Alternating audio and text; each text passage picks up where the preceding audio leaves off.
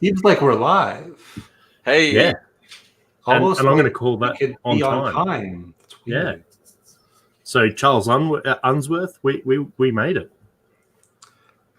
We made it. Whoever bet against us, as good a bet as that usually is, you failed today. Also, Charles. Hey everybody. Cask Strike. What's the episode? Is this 32?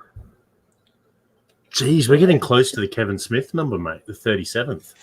Yeah. Figuring out if Vito was indeed fired. I remember saying something about re-education program or further training. I'm not sure. Something like that. Yeah.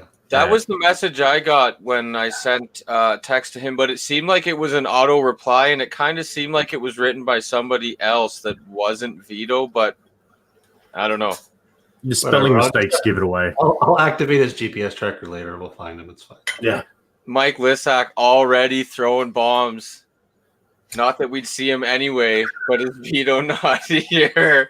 So what people don't realize is Vito actually moves really, really quickly just so that we can catch him on camera. If he stays still, he just disappears. Yep. So, yeah, how's everybody doing tonight? Good. It's my first day off of actual paid employment since the last stream.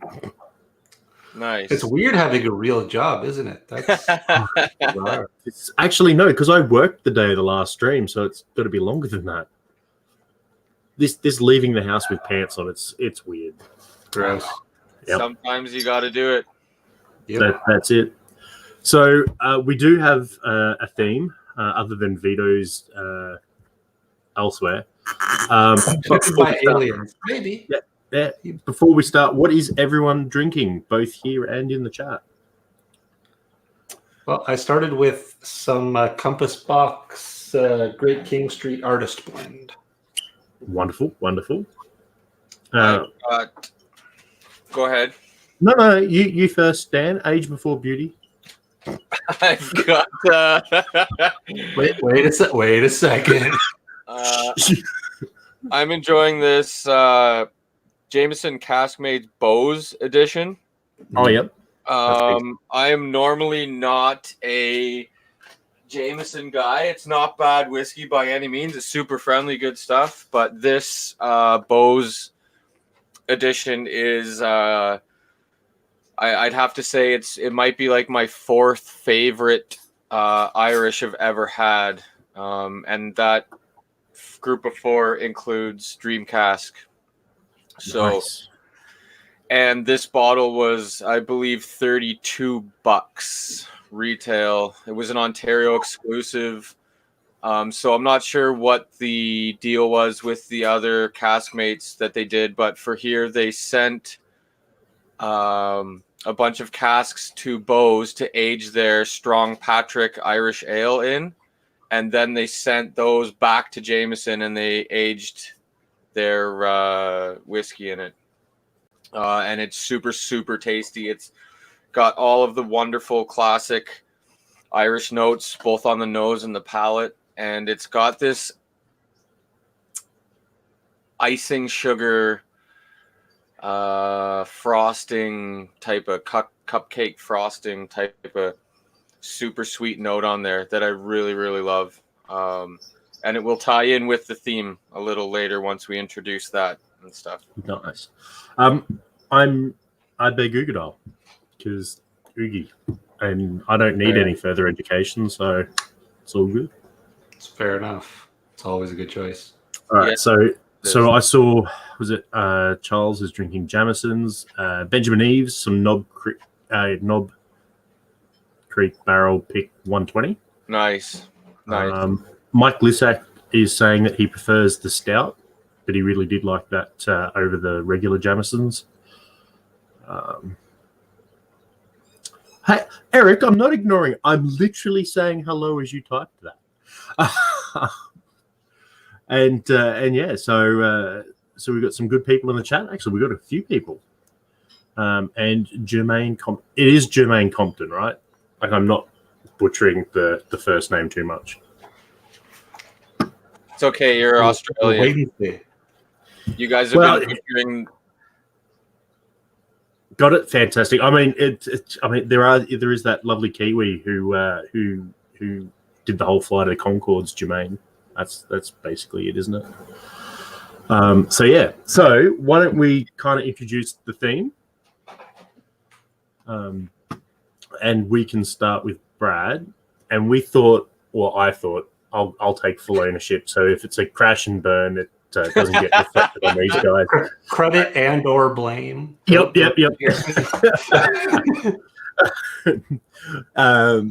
We thought, ooh, Christmas is coming. It's kind of the gifting season. Whilst you're picking whiskies for people like us, it's relatively easy. Don't give it away, man. People are just. I could get carpool tunnel. You got to give the audience what they want, Jeremy. Look, you are all fine. I'm ambidextrous. You make me do twice as much work. Oh my! Think of the awkward conversation that I had to have with April to deal with all of this. So weird. But we thought we'd each pick 5 whiskeys for gift ideas. 2 in the budget end, sort of 2 in the mid, and 1 for someone special. And we go through that. So, who would like to start? I'll start, I guess. Yep. My first budget one I picked is the Writer's Tears, just the normal, standard, cheapo Writer's Tears. Just a solid Irish on the cheaper end of the spectrum without getting really sort of bottom shelf nonsense. Yep. It's simple, but it's tasty.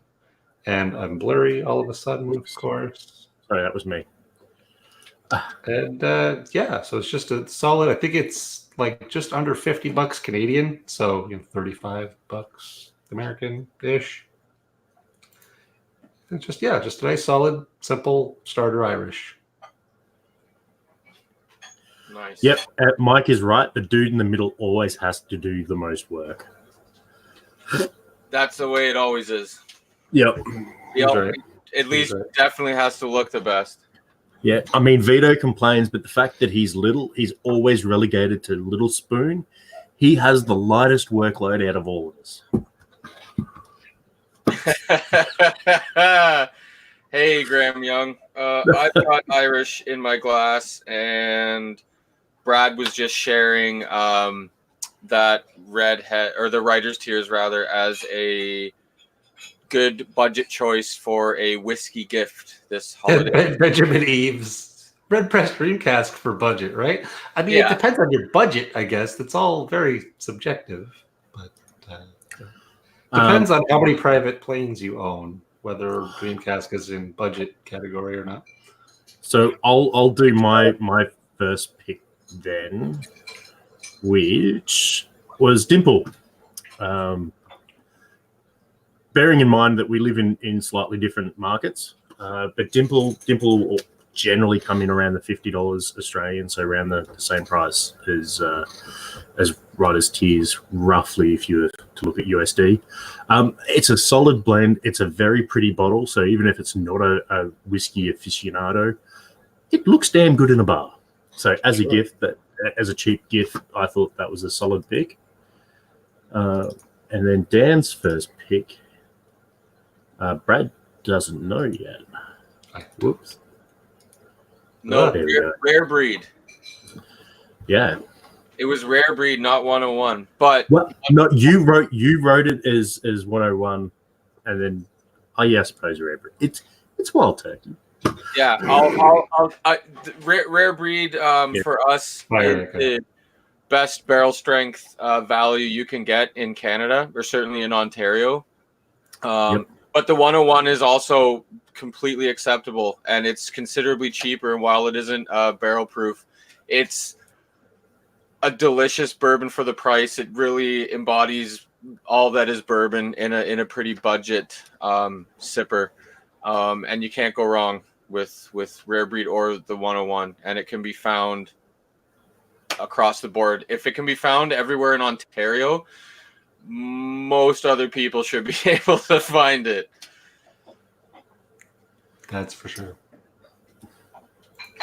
Yeah, Graham, 101 for $33. That's pretty much what it is here, maybe 35, and it is great. It's great value for a bourbon. It really, really is. For the price, there, I in Ontario, actually in for most of Canada, you're not going to get a better bourbon for the price. We don't really have anything sub $50 that I've tried that is quite nice, but the low 30s for 101 Canadian is a good price in my opinion. Nice. It's hard to get anything that's fit for human consumption under $50 in Canada. Yeah, especially in Ontario. In Alberta, Yeah. you might have a little bit better luck in the sort of $40 to $50, but What's definitely slim pickings. that's why I had to kind of go with a bourbon, because as far as Scotch, we got like your standard Irish, but as far as Scotch goes, it's really pricey up here. Really hard to name a sub $50 Scotch that I can get up here that is worth gifting to somebody, having the morals that I have. What a convenient segue into my second low-priced pick, because it is a Scotch blend from Compass Box, Great King Street Artist Blend, which is what I'm drinking currently. And it's just a nice, sweet, honey-filled intro to blended Scotch for people that, especially the snobby people that don't like blends, because it's great. Yep. And Brad's cheating. Brad actually did go to the effort of getting all the screenshots and everything, only to I did. I can't. To just be lazy. I can even prove it. There we go. I did get pictures. All right, I just sort we're of done with that also have the bottles, so now I'm lazy and don't want to switch screens. Oh no, that's fine. That's I've got to pick on Brad. It's Vito's not here. Who else am I going to pick on? Eric, the only Sure, time I'll take up the mantle of getting picked on. I'm good with that. I don't have the balls to pick on you. Eric says the only time he drinks Wild Turkey 101 is when he's flying with Southwest Airlines, which is followed by a Dewar's 12. He hates flying, but a wee bit of whiskey gets me through. Yeah, I think that goes for all of us. I super hate flying. I don't know why, but I used to fly a lot by myself when I was a kid, and I loved it. But these days, I definitely need a dram to help me through. That's not a bad selection. The selection of whiskey that I had on my last flight, which was domestic flight, was Glenlivet Founders Reserve, which is one of my least favorite items I've ever put in my mouth ever. Yeah. And like a maybe Bullet bourbon. So I would have killed for Wild Turkey 101, and Dewar's 12 even by comparison to Founders Reserve is really nice, in my opinion. Nice. Yep. All right. So Graham Young was saying Glen Morey for 12 for 53. And then we've got ADHD, Victoria C. Donald Rance is in as well. So we got a few extra people bumping in. But my next one was... There we go. Chivas Regal. Again, I sort of went for solid picks that you didn't have to be a whiskey sort of fan or anything, but you weren't going to be offended if you were a whiskey person and got. And if you weren't, you would think was a thoughtful gift. So I thought, well, Chivas Regal, it's a decent drink or a decent mixer, and it's getting damn cheap for a 12-year-old blended that was once viewed as a semi-premium brand, at least down here. I'm sure. I love the difference between the bourbon, the quote-unquote bourbon guy who's come to Scotch to some of the other drinkers. This is Dan's next one. Yeah, so I went for the cheap and for the middle of the road bottles, 2 of each. I went for a Scotch and a bourbon. Probably the most widely accepted. While there are lots of people that enjoy all kinds of whiskey, for the first 2 levels there, I chose a bourbon and a Scotch. The Fire and Cane is probably one of the friendliest, easy to drink, peated whiskeys for a gift. And again, because it's got the Glenfiddich name, for those of people that aren't really heavy into whiskey or that educated or experienced, they've heard of Glenfiddich before, just like Glenlivet or Chivas. Like it's an established name. So on that factor, it's a handy one to gift, and it's a really nice amount of sweet peat. It's not standoutish. It's not one of my favorite drams, but it's really easy to drink. And I think it would be a great seasonal gift. Absolutely, it's tasty. Yeah, it is tasty for sure. It's one of the, as far as affordable Glenfiddich goes, it's the nicest one I think I've ever had. That's, not in the high three figures. Fair. Eric, here's a dog barking. Okay. I have to. Yeah, that's my little fluff. That's the floof. I have to throw in this though. Not an official pick though. It's what I'm drinking right now. Again, for those of you that didn't see, the Caskmate Bose. It's now it's I think $42, but when it was purchased, it was in the 30s Canadian, and it's stellar. The dog next door. Great, great bottle for $30 as a gift. And it's Ontario exclusive, so won't be around everywhere for you guys, especially in the States. But the stout edition is really good, and I don't imagine it's very expensive either down there. So that's probably a good substitution. Yeah, the stout is one of my favorite Jameson. That and what was the other one? Black Barrel, but that one's a little bit pricier, I think, usually. Yeah. Hey, Ed, what's up, buddy? I made a mistake. Someone's been sooky because I've been working, and I picked him up. That's your problem. You've caused this. That's your fault. Once again, the credit and or blame goes to Jared. Yep. Well, welcome to the fifth member of Car Strength. The ratings go through the roof. a cute pupper. Do you like whiskey? No. Okay. No. All right. What's my? Oh yeah.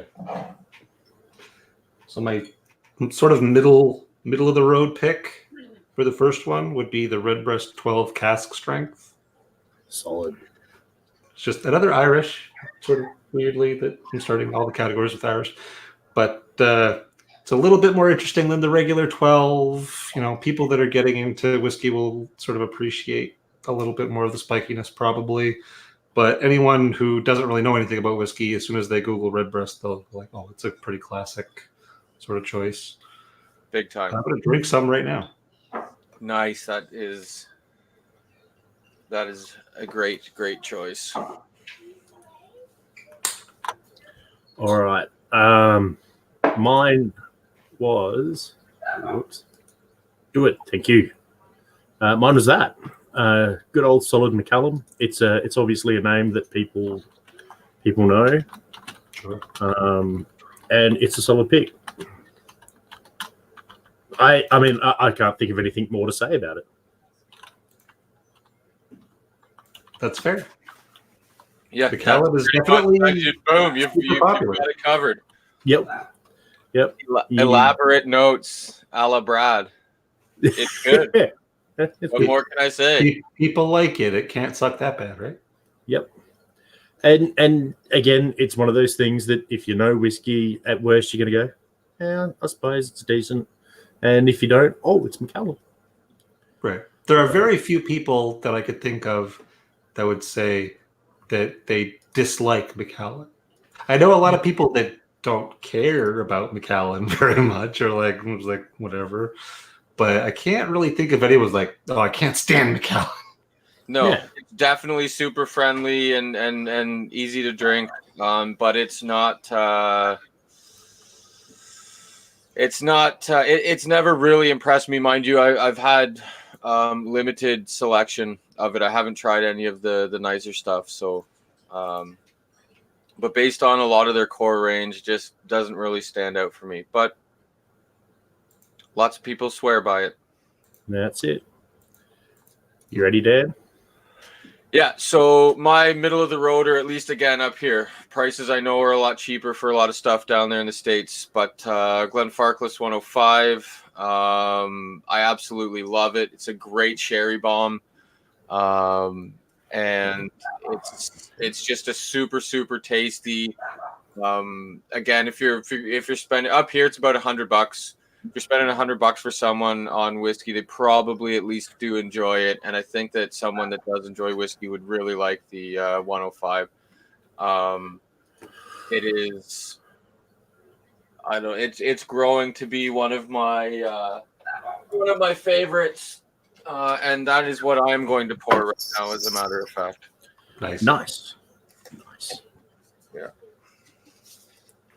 I'll put the floof down because At it's 60%, it's probably not true cask strength, but it says it's cask strength. But I always have a hard time believing that cask strength is at a round even number, like 60%. Right. Which of course is just a number on a bottle, but most cask strengths tend to have some decimal points going on there. I mean, like at Iron Root, they water it down in the barrel, which means that when they pull it out of the barrel, it's still technically cask strength. So, Sure, they could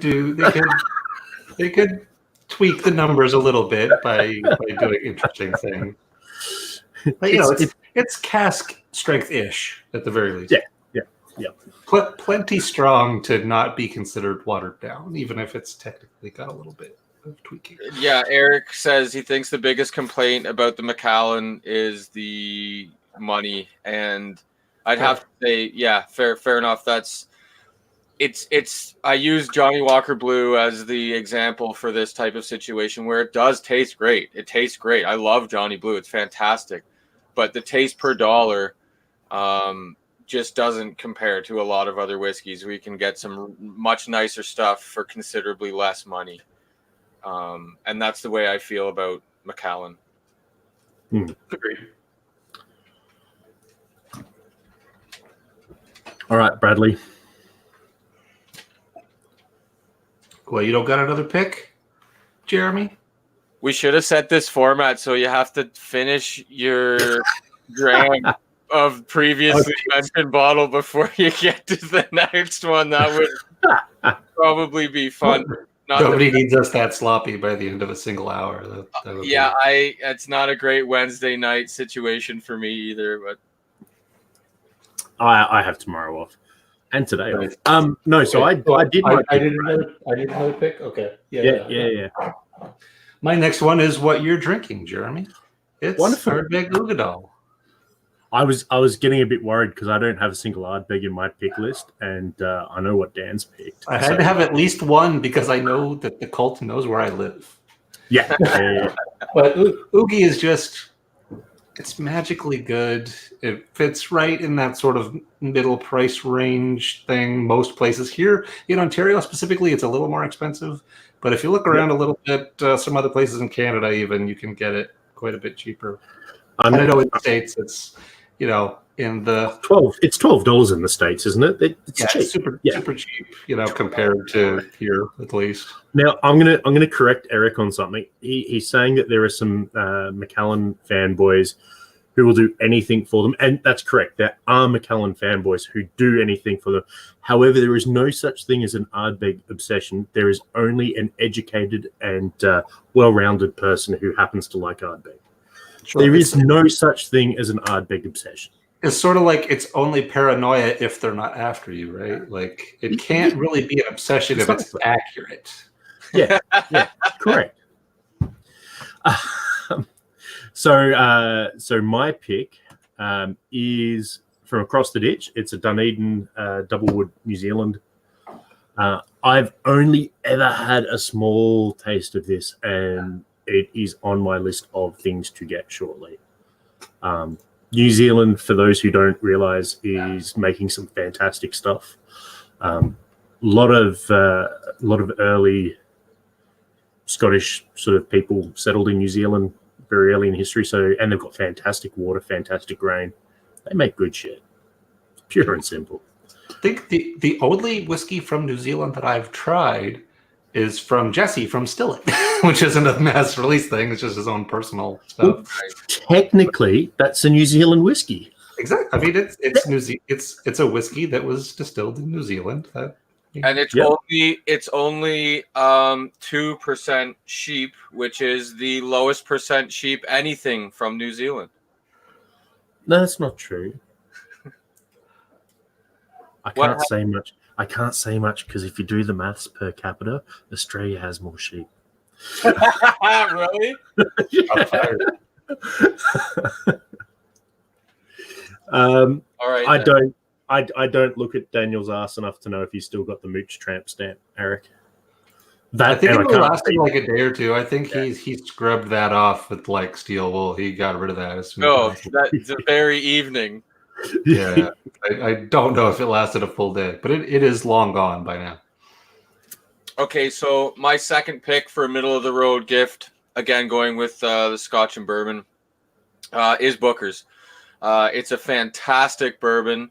I've never had one I didn't like. Certainly there are releases I've liked more than others, but it's a great gift. And even for the person that doesn't really know whiskey too much, it just presents really well in a nice box, and you all know the drill. You've all seen it before. It looks great on a shelf, and it's great juice inside. Fantastic stuff. Cask strength. It's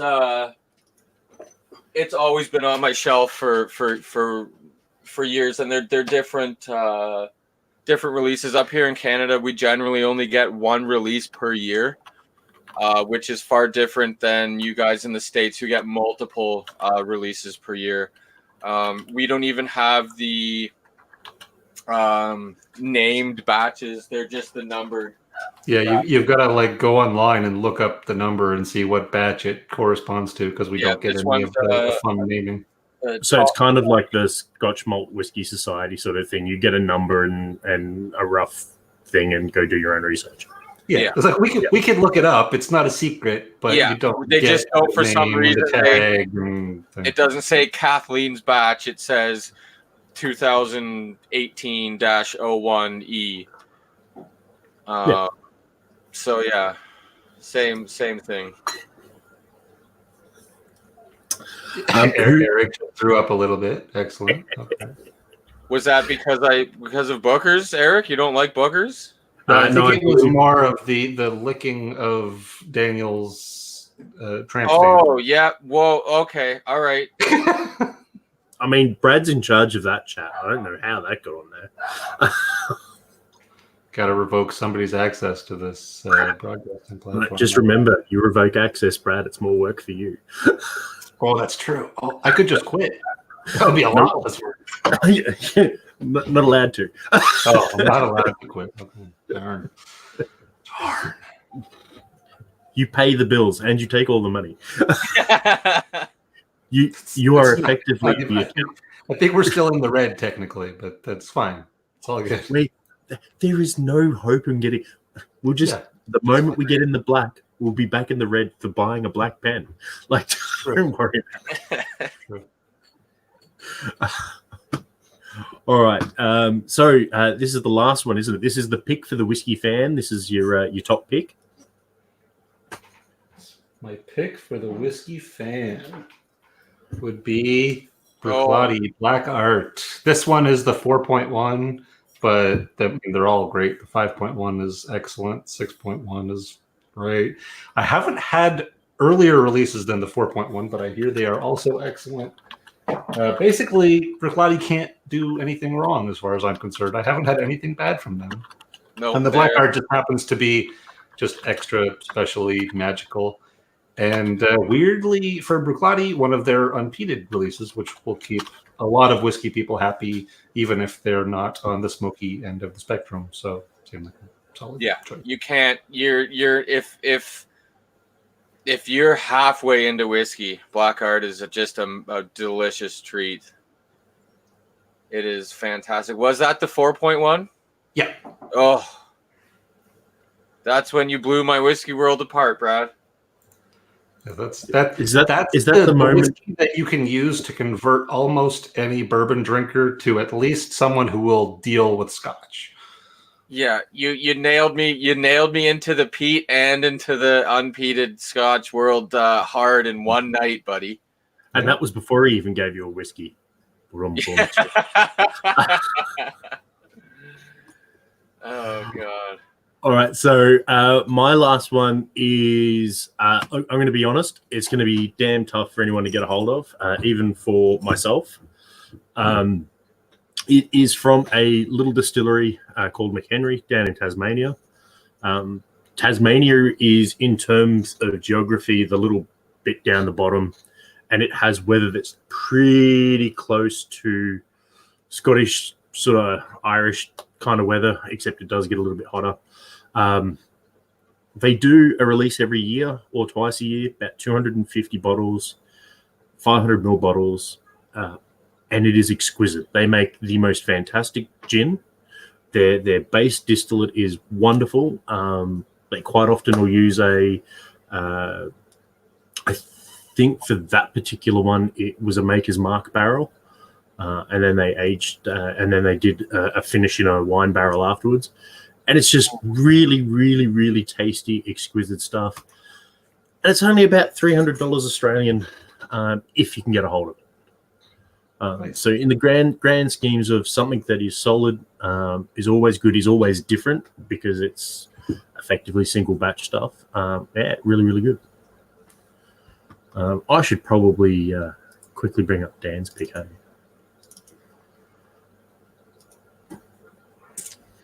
Okay, so my pick for the whiskey lover or that someone special is any Octomore. Up here in Canada, they are released about this time of year, so it perfectly coincides with the holiday season. I've never had a bad Octomore. Obviously, earlier I said that I've never had a bad Bruichladdich, so it's quite clear that I've never had a bad Octomore. Every single Octomore I've had has been surprisingly different, but also incredibly delicious. And like the Octomore I've liked the least is still probably in my top 20 whiskeys I've ever had. So sure, ditto. It's a no-brainer. They're not too expensive. They're usually somewhere between $100 and $200 in Canada. They're probably a lot cheaper down in the States. Certain releases are going to be more expensive than others. I know the 10-year is generally a little more expensive than the other releases up here. And again, just like the rest of the stuff, it just presents really well. Not that you'd be buying an Octomore for somebody that wasn't a whiskey fan, but I mean, it would be an interesting trial by fire. Yeah, Here, try a whiskey. You guys all know what the bottle looks like. They're just really, really classy, really sexy looking bottles. Very modern looking, but they're just awesome.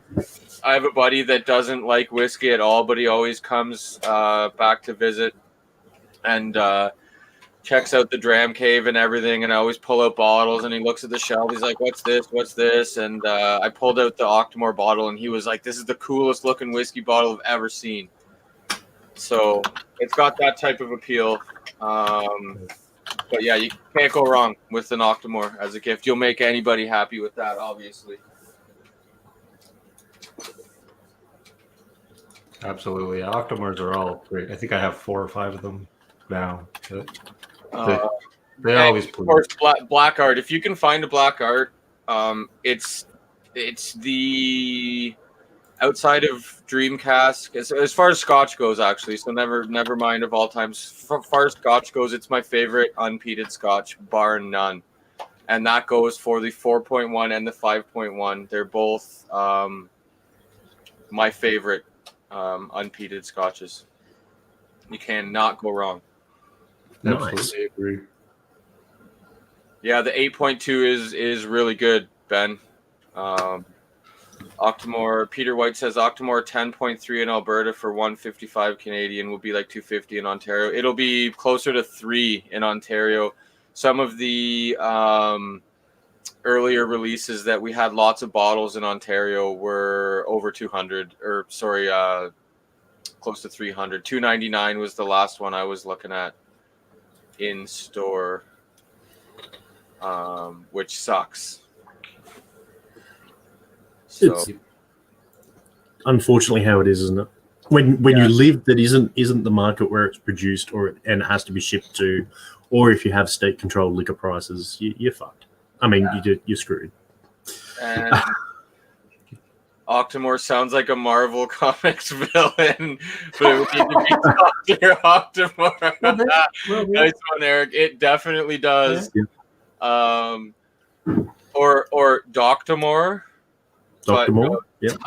That's awesome. Somebody Brad. should. No. Doctomore just sounds like a Dr. Pepper and Octomore mix. It does. Oh no. And it is tasty. Yeah. It is tasty. Dr. Pepper and Octomore 8.1. Real good. I wouldn't do it very often. I've never had a bad smoky Dr. Pepper. That's because it's impossible. I've had Quarter Cask, Laga 8, and Peat Monster, all in Dr. Pepper, and it's the only soda pop mix item that I drink, and it is delicious. Yeah, I'm actually like the habit of people combining costumes like for cosplay to make ridiculous combinations, like Doc Octopus Octomore mix. It's winning at my party. I'm awarding that best costume 10 times out of 10. Behind that. Or could you just hold 8 children and then have a Tinder profile frame around you, and it'd be like Octomum wanting more. Octomore. Sure. We're taking this to many levels. Octo Dad Octomore combination cosplay. That would be amazing.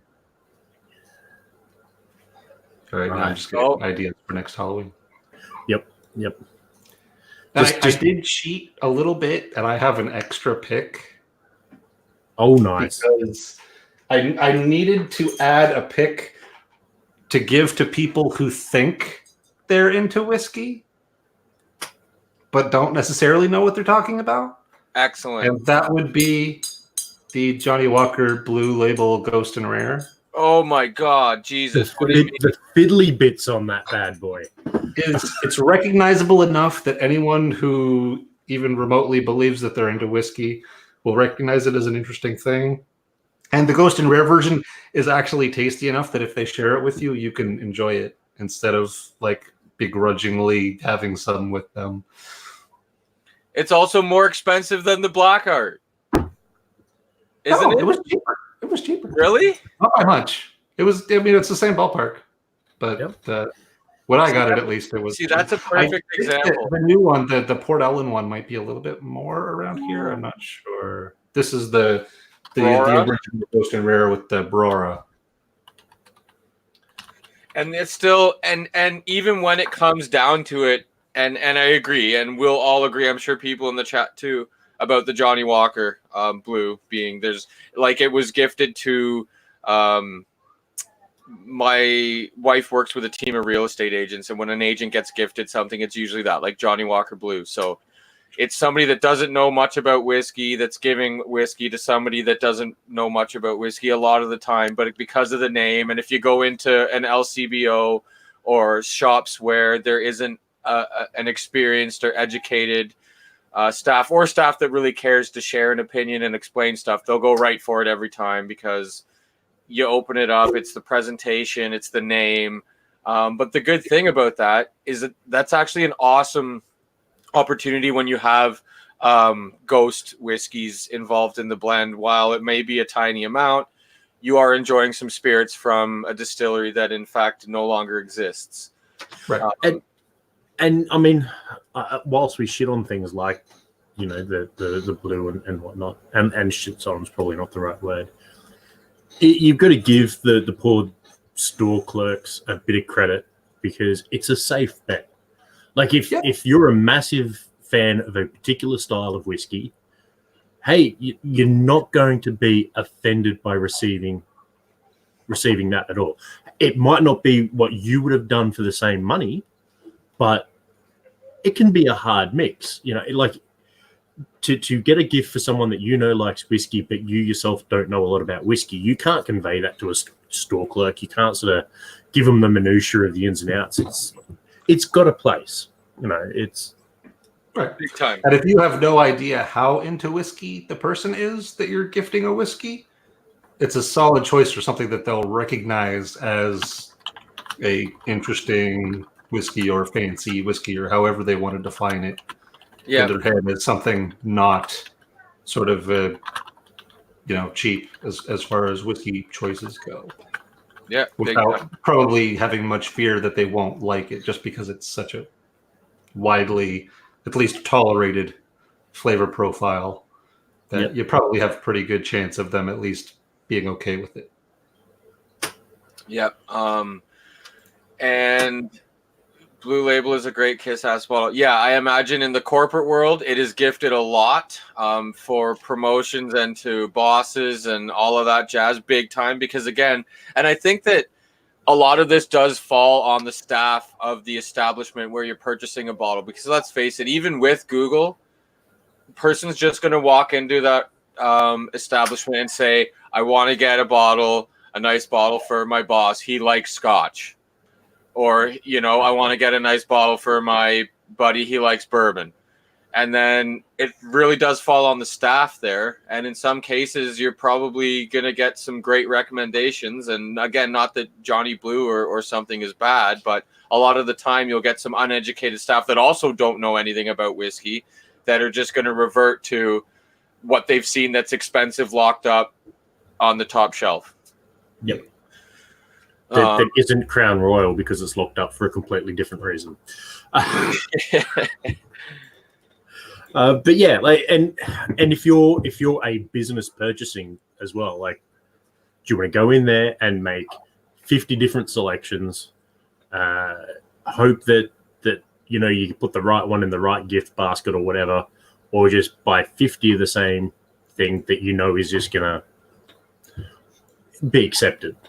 It's no. I would call it a strategic gifting choice, often used for business or work related things, or when you're not sure what their level of whiskey enjoyment is, but you want them to be understanding that it's at a quote unquote impressive whiskey, where they're not necessarily going to be super into whiskey enough to have a real opinion about it, other than they know it's fancy. Mm. It's the literal safe bet. Yeah. Yeah. Oh, there's so many.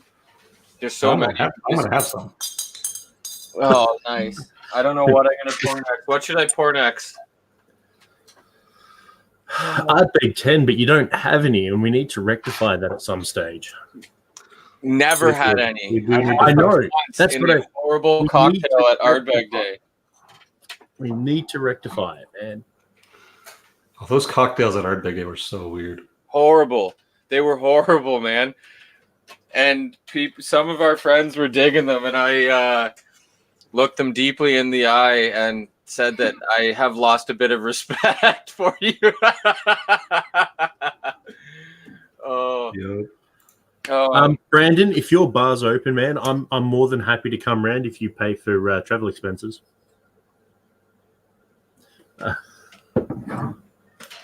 Paddy Maloney's in as well. I'm gonna go for some 10-year. Patrick, come on over. We can have some Dark Cove. No worries. You just got to get here. Yeah. Oh, Patrick, you would have a great time, bud. I can tell you that much. Oh, Brandon is saying, okay, you bring the black art, and as far as I'm concerned, that's looking like a really good financial proposition for me. I mean, if he's paying for airfare, yeah, you're getting off great. Oh yeah, I was gonna have black art too, and I opted for Octomore. I went completely the other way and went for the youngest thing that I have, which was the basically the new make Teeling. Oh, nice. That still interests me. New make is really interesting for me because once I got into bourbon and started drinking a lot of barrel proof bourbons, and I kind of was actually able to taste stuff. Like, you could taste the difference between a corn spirit and a rye spirit. And I had a buddy who was distilling two runs a month, so I got to try lots of different stuff. And I really got into new make, and now I'm really excited to try some stuff. Like I really want to try that Teeling and that Bunnahabhain new make that was graciously gifted to me from the wonderful channel of Rock Gut Review. Can't wait to try that out, and I'll definitely be doing a review on that one. But what's your? I remember asking you about it before, but I can always ask again, and there's always new viewers. So how is that, Jeremy?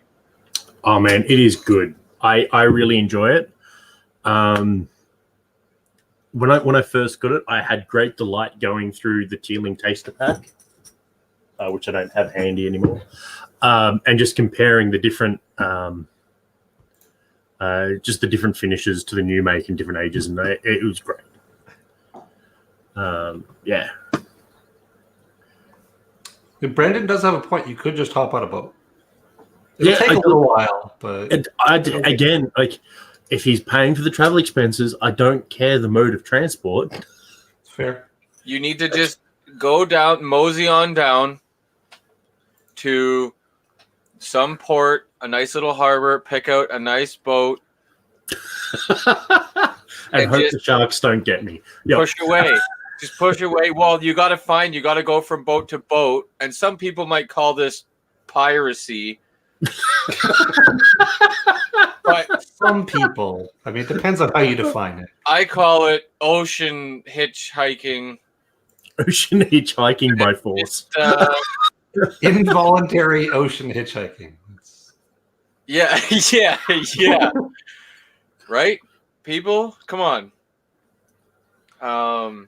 Jermaine is asking if we travel for rare bottles and stuff. I do, or I order them online and have them shipped to other people in the US or Ireland or different places, and then travel around and collect them. It's a pain in the ass.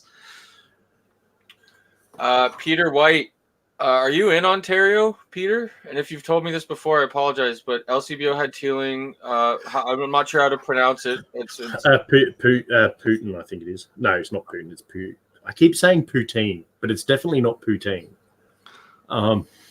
That's something. It could be pronounced like lashy, for all I know. Like Gaelic is pretty crazy, and it was cheap. So I'm gonna maybe check that out. Okay, yeah, you are in Ontario, so that's good to know. At least it's around. Is that what it's called, Jeremy? Is that the same bottle you have?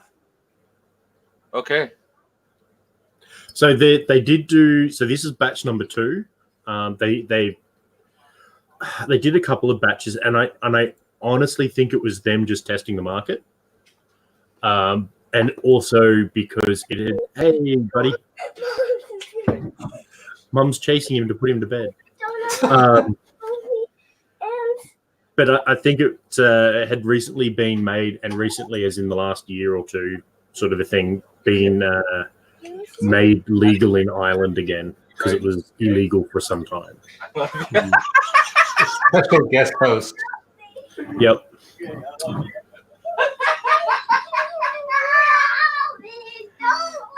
He's having too much fun, man. It really is. It sounds like a good time over there. I might have to drive up there soon. Sounds like a party.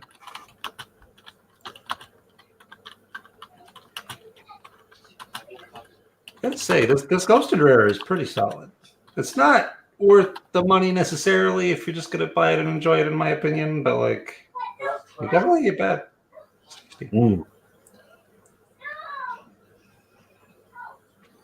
It's considerably better than the regular blue, in my opinion. Yeah, Peter Teeling juice is pretty young, and I don't think they make anything younger than this, unless they're making mash and selling that. Sorry about that, folks. No. I was literally pulled out of here. Oh. He needs one of those big hooks. You could just. Yeah. What did I miss? Anything exciting? Eric Waite's actually going to sponsor us all to go to his 54th birthday party and the associated whiskey sommelier course afterwards. Awesome, Nice. Eric. He's such a good bloke. I knew you were a good man, and now you're just proving it. I will send my details. Charles Ashworth, double. I don't know. I paid like $50, I think, more than Blue what I bought it last year. And at that price, I would consider it an okay buy for the Ghost and Rare. Yep. But at double, it depends on where you are. The price varies wildly. So, Brandon, I've had the single grain. I really, really freaking enjoy it. And it's one of those sort of chameleon whiskeys that is heavily influenced by what you've drunk previously or what you've eaten previously, or eating while it. If you come at from like one of the Ardbeg lineup or something like that, and you hit that, it is just sweet, almost caramelly popcorn for days. If you hit it from, say, red wine finished Scotch or something, some of the more robust grain notes come out. It's an interesting chameleon of a whiskey. Definitely, if you can get it, get one. That's confirmed. Eric has us covered. It's great. He is all of those bad things that I've said. I've actually said to his face, so it doesn't matter. But they're all not true. He's a wonderful man. But yeah, no, the single grain is definitely worth it. Oh, so Blue Ghost is over $500 in Ontario at the moment, according to Peter. Yeah, that seems right. That surprised me. I bought it in Texas when I bought it last there you go. Yeah, figures. The regular blue is like 300. I thought $299 maybe. I could be wrong. The last time I looked, $309.95. $309 for the regular blue label, and for the extra $30-40 you could probably get Blackheart. Yep. Which I'm just checking right now to see. Yeah, $359 for Blackheart 6.1. It's currently not in stock, but that's yes, it absolutely is in a bunch of stores. So there you go. There you go. See, that's where value for a whiskey becomes subjective as well. Like, it's not just a case of how much you actually have as a disposable income, but it is also the regional pricing can turn what a budget-friendly, awesome, pay any day of the week whiskey that you would suggest to people sometimes becomes a non-starter or isn't the value because you haven't sort of established sometimes the regional pricing differences. And that matters a lot. Yeah, it's shocking. We should do an episode on that one time because I could talk about it forever. I'm sure we all could. Actually, you know who would be really good on that, because I've done that before, is Adam Brudner. We'll have to sort of reach out and see if we can't get him back on at some point. Oh yeah, we'll get Adam. I'm sure he would come on. Yeah. You just have to find a time when he's not working or at school. Yeah, he's extra busy these days, but he's definitely like a human computer, and he also has some fantastic $335 for Blackheart 7.1. Sorry, I jumped over to the chat there. No, that's right. He has the best tasting notes. I think his tasting notes are the most, not necessarily descriptive, but they are the most entertaining. Yeah. Sometimes my tasting notes. He does the opposite of that. Yes. And for those of you that are interested or on Reddit or whatever, if you check out the Scotch subreddit, his name is the Muskox, and he has got to be in the hundreds now reviews on there, and it's great having him around because I always just have him in either the group chat or on a text. And if I'm ever somewhere and I'm at an LCBO and there's a bottle on clearance that I haven't had, I will just text Adam and he'll just give me like a link to the review that he posted on, or give me a quick rundown. And he's super valuable to have as a whiskey friend because he's a wealth of knowledge and great for that kind of stuff. Via price comparisons. And so is David Kramer, actually. They're both scientists. That's why. They're both scientists, and they apply that into their whiskey world quite effectively. He also has I mean basically the Whittington School of tasting notes tell a story about the whiskey that incorporates the aspects that you're tasting, not just taste like leather and smoke and applewood, and he really does it good. Yep. This Octomore is just absolutely delicious. I had to pour a little bit of the Black Art to finish off the day just because I couldn't have it sit there. So it had to be done. Yeah, I have been trying to go non-peated into heavier peated with the swing of things, but I find myself lately, I think I'm officially stamp certified into a sweet Scotch phase right now. Fair enough. Ben, I am drinking the 10-year, the 10-year-old. Very nice. Oh yeah, there it is. And I think it's my favorite Octomore right now that I've had. I've only had about 4 or 5 maybe, but this one is definitely my favorite. See, so Paddy has apparently just found something for the Ed channel. I have something I need to send Ed, and that would be the Vegemite vodka bullshit that I did as my punishment drink when I was on his stream, because it was just. I like Vegemite. That's the difference, though, Brad. But Vegemite and vodka was a nope. So it would be my kryptonite. I would just throw it into a ball in the corner and just sob to myself.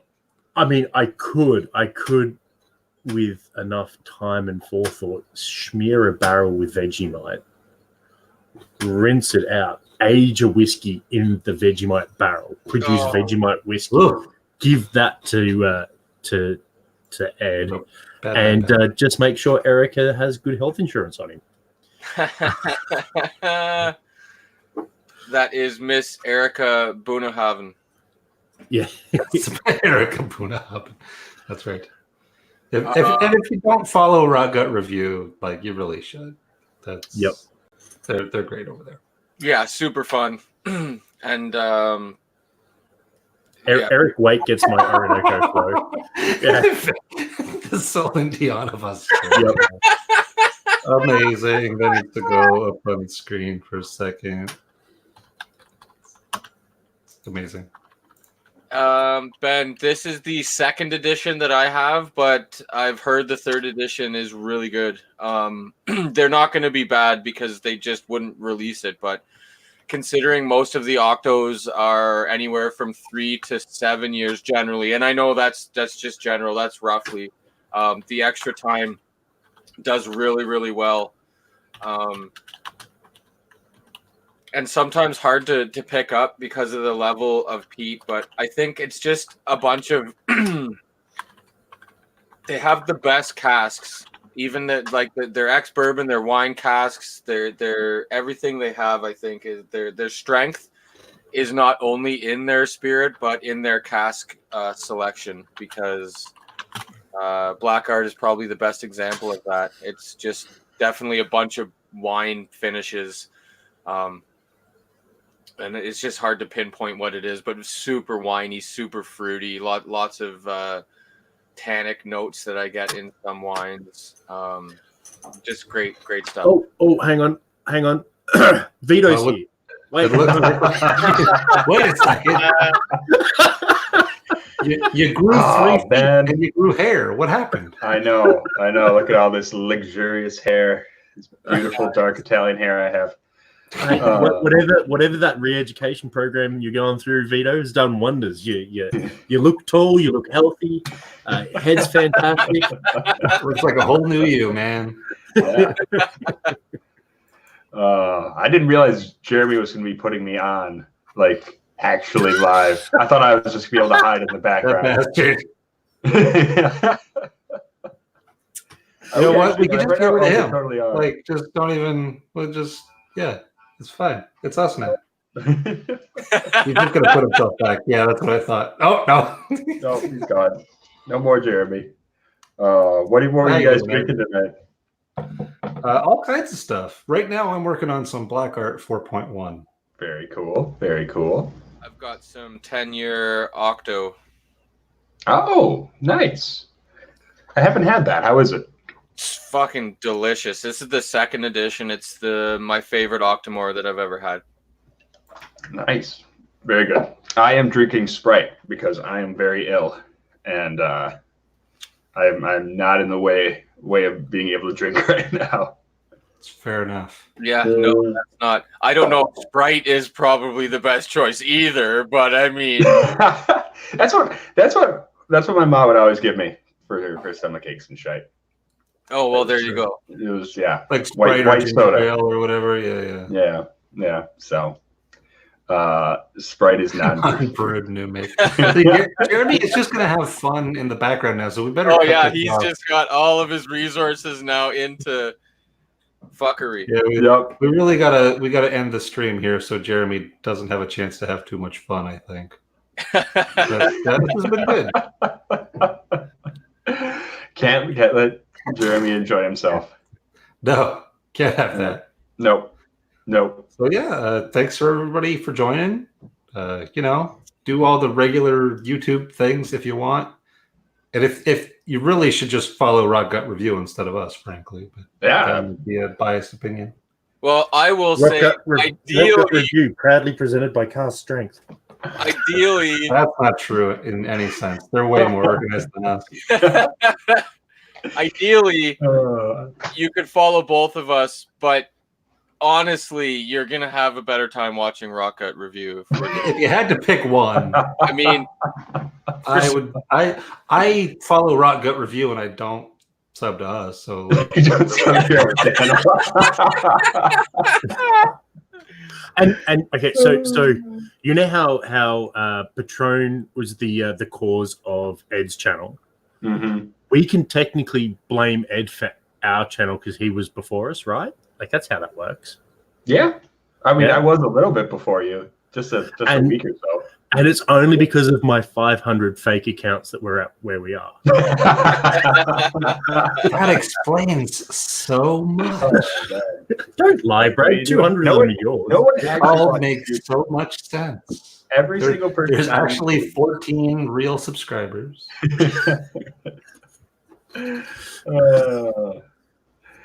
Well, yeah. So yeah, good stuff. I guess same time next week. Apparently, we're back to weekly, so this is a thing. Maybe Vito will be back by then. Who knows? Yeah, it depends on how. Or maybe he's fired. I'm still not sure about. Because isn't Vito the one in charge of HR? So doesn't he need to fire himself first? Our human resources department is currently on holidays, so we'll have to figure this out. In the following days after this stream, we'll try and let everybody know the status of Vito's employment. The HR department is just an empty bottle of White Walker. But we'll work it out. We'll find Vito eventually. It's fine. He's small, but he can't hide forever. We'll find him. He's going to be in a cupboard somewhere. You know it. Open it up. Wait a second. He just springs out at you. I wouldn't even be mad. That would just be funny as hell. Anyway, All right. till next time. Cheers. Thanks for coming, everyone. Have a good night. Thanks for stopping in. rotten. Stay rotten. You're on. And don't eat hamsters.